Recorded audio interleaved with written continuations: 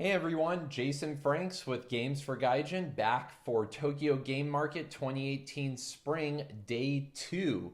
We're going to be taking an even closer look at the convention this time and some of the weirder and more unusual games that were on display, as well as taking a sneak peek at some of the smaller games that I brought back from the convention. Again, I want to give a special thanks to Nice Game Shop for helping to make this video series possible.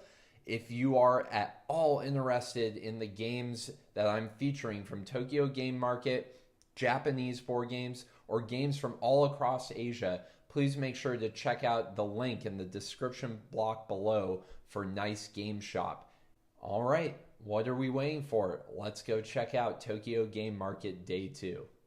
All right, Jason Franks with Games for Gaijin here again on Sunday, day 2 of the Tokyo Game Market. Jake and I were just talking about what our strategy is going to be for the games today. A lot of the booths actually only come for one day, so I would say close to maybe 60-75% of the booths will be brand new. So we're really excited to see what games are going to show up. I think we got most of our top picks yesterday, but there's definitely room to get a few more games today.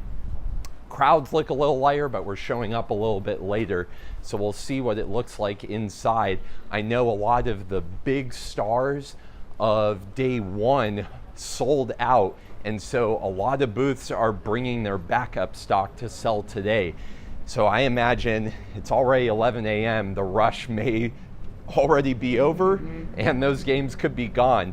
So we plan to do a lot of play testing today and show you some of the games that maybe didn't quite make the cut or are maybe just a little too weird for us. Who knows? We'll see what we end up playing. I've got a good list, and I'm excited to show you guys. One of the best parts about going to Tokyo Game Market is feeling like you're walking onto the real-life set of Akira with how futuristic the Tokyo Big Sight Convention Hall looks. But here we go. Let's check out what Day 2 has to offer. Had to get in my obligatory kawaii photo with the Game Market mascots.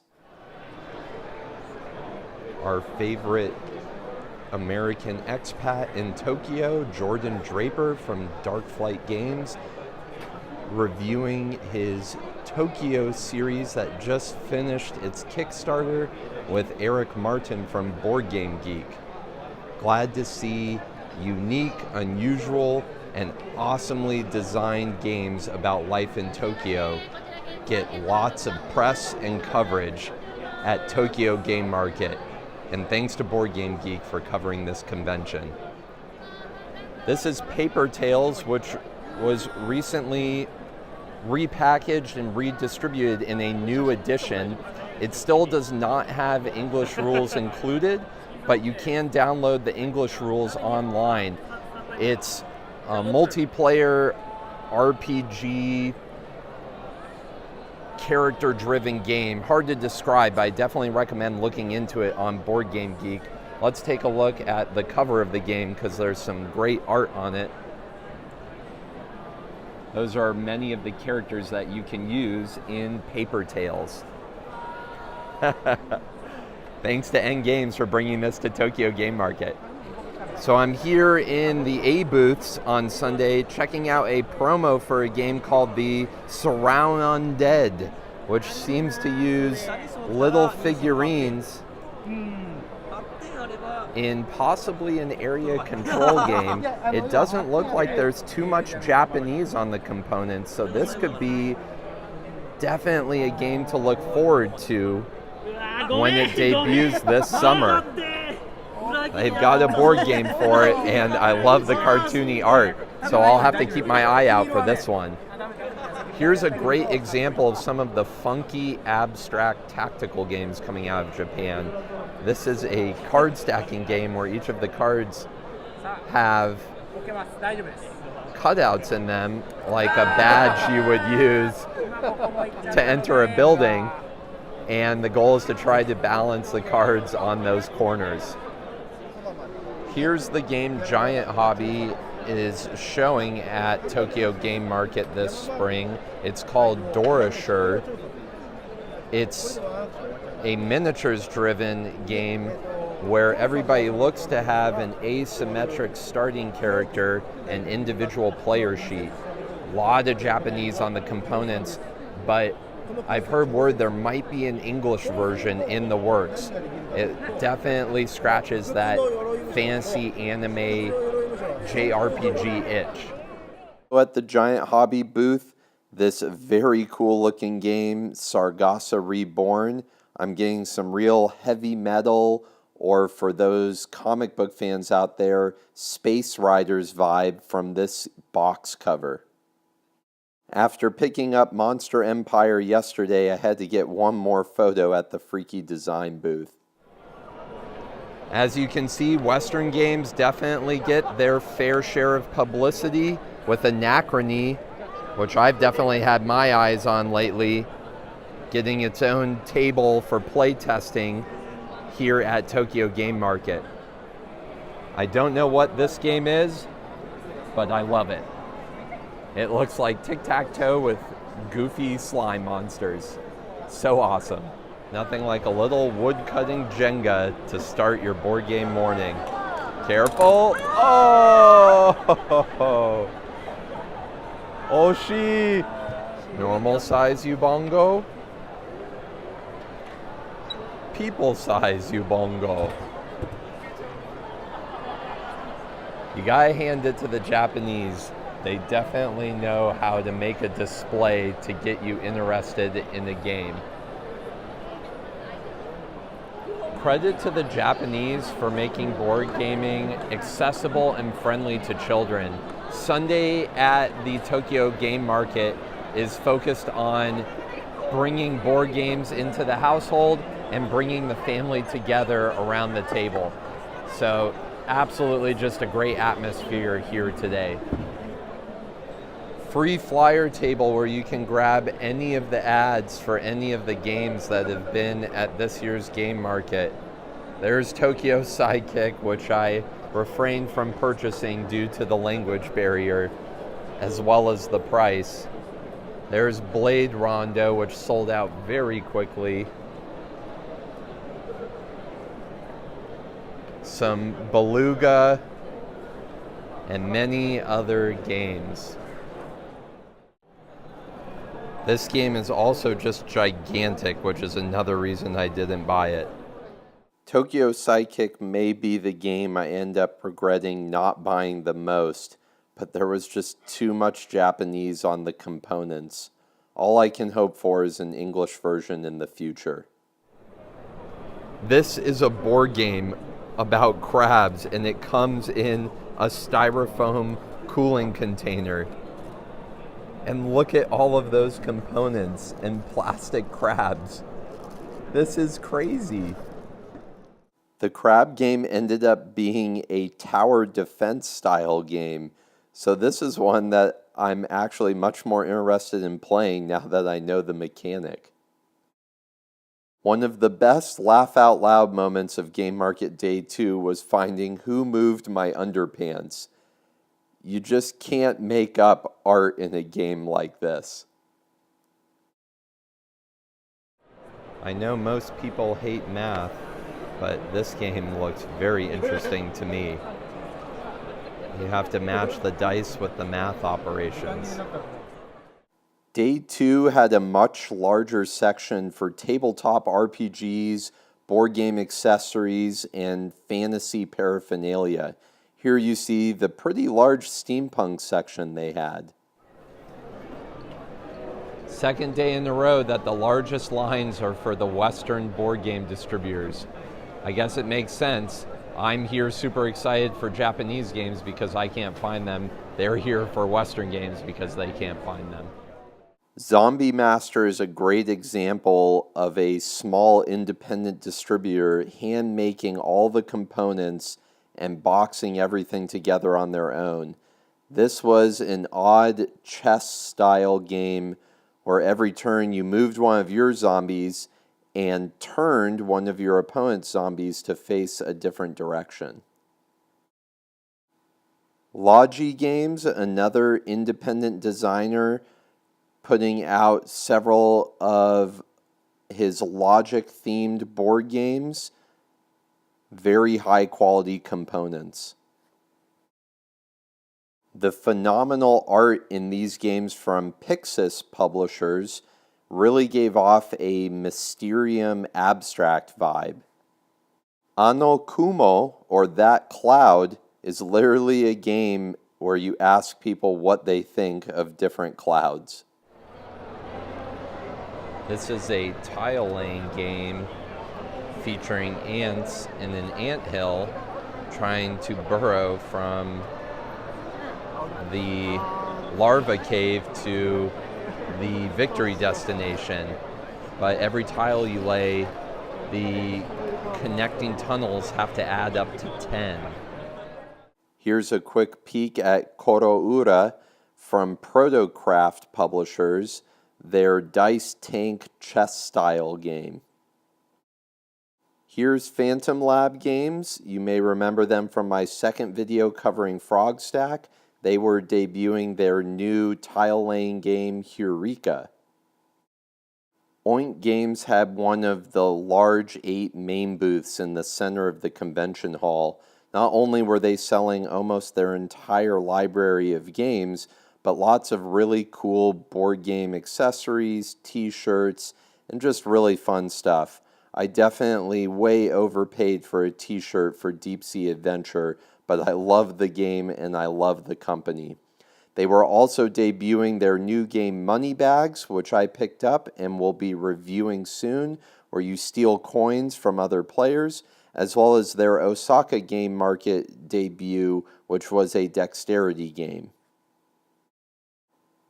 This fun, colorful 2-player game is called Gaburu and is kind of a domino style game where you're trying to score points in each column and playing various natural disaster and special effect tiles. Eaton Games also had their entire library for both days. Bad news, no Tokyo Highway 3 4-player expansion, but the good news is I picked up both of their 2 newest releases, Tribe and Here Comes the Dog, so look out for reviews of both those games. Gotta love a couple card games about Kim Jong-il in North Korea and then Lenin in the Soviet Union. In hindsight, I should have picked up a couple copies of these games for my coworkers. Hey everybody, I hope you enjoyed a peek at day 2 of Tokyo Game Market. Let's take a moment and look at some more of the games I was able to pick up at the convention. We'll start with the biggest game on the table right now. This is Warbit Dice Jar versus Cyclone, which is definitely one of the larger mouthfuls of a game name that you'll find at Tokyo Game Market. This actually came out a few years ago. It's also from Route 11 Games, who did the Airport Alliance game that I previewed in last video. This is a 2-player action management space conquering game. You got several types of spaceships and you're trying to move around conquering your opponent's planets or their homeworld in order to win the game. Fun little miniatures concept, but not as heavy as some 2-player space themed games might be. Moving down here, this is Oink Games' newest release that they put out at this game market. It's called Money Bags. This has a really cool bluffing concept in that one person at the start of the game is going to divvy out metal coins into little pouches for every player in the game. And then on each player's turn, they're going to blindly steal coins from another player's pouch and place them in their own pouch. Then the player that was stolen from has the option to either challenge the person who just stole from them or to accept the theft. And what they're trying to challenge is whether or not they think the player that just stole from them now has more coins than them. If they're right, they get all of the coins from the player that just stole from them, and that player is out of the game. If they're wrong, they give all their coins to the player they just challenged, and they are out of the game. You do 2 rounds of that, and then the player with the most coins wins the game. So it's kind of a cool combination of dexterity and bluffing all in one nice little package. And you know if it's from Oink Games, it's high quality and comes with English rules. Let's move over to the left here. We have from oui-kai Games, The Lost Woods. This is a Red Riding Hood themed tile-laying game in which all players are cooperatively trying to guide Little Red Riding Hood to Grandma's house without getting lost or running into a wolf. So every turn you take one of your cards and you either add it to the start of a row or column, sliding that row or column to add in your new card, and you pick up the card that's pushed out. And you're just trying to get Little Red Riding Hood to Grandma's house. Great example of a Doshin game. This oui-kai Games just had their one table and their one handmade, hand-produced board game. They were really excited to show this to us. It's a great little family card game option for 1 to 4 players. All right, moving to one of the 2 games that Game Noah gave me for free after I purchased Sengoku Domino. This is called Word Domino. It is another domino tile laying style game, but all the dominoes have hiragana on them. So for those of you looking to practice your Japanese with this fun word themed domino game, this is a perfect portable little option. Game Noah also gave me Animals, which is a hand management game in the Uno style. You're trying to get rid of all of your animal-themed cards, which are color and number and a few action coded, playing based on a given set of rules like 13, or to reference another Oink Games game, Maskmen. Moving on to another cool little pickup I got a preview copy of Yokai Septet, which is from Ninja Star Games and is going to be live on Kickstarter May 22nd. This is a trick-taking game in which, in either a 3-player game, all the players competitively, or a 4-player game, teams of 2v2, try to capture the most demons and spirits, or yokai, using a trick-taking mechanic. Really great art in this one if you love sort of spirit-style Japanese iconography. So excited to give that a try. And then last but definitely not least, one of the first games I reserved before going to this game market. This is Happiest Town from Sato and Sato. This is actually designed, Sato Family is the name of the designer. And where that comes from is Happiest Town is actually designed by a father-daughter duo.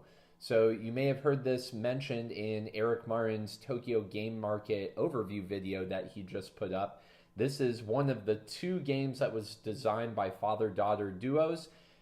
This is a great, quick engine builder for 2 to 4 players where you're trying to build the happiest town by playing different buildings that add either happiness or population, and then your total score is your happiness multiplied by the population of your town. Takes only about 30 minutes to play. I got to try it out a few nights ago. One of my favorite pickups from this game market. And then to end the preview of stuff that I picked up from Tokyo Game Market, I got quite a bit of sweet swag, including a Hatsuden pin from Iten Games.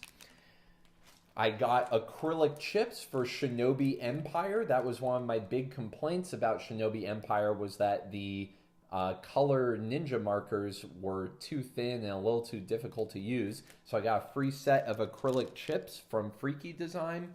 And then for Demon Worker and Hell Village from Group SNE, I not only got a set of variant rules for both games, I also got a promo card for Demon Worker, adding a new demon to the deck. The new demon is an imp.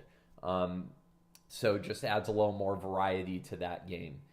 And that concludes the Japanese games and merchandise I was able to pick up at Tokyo Game Market this time.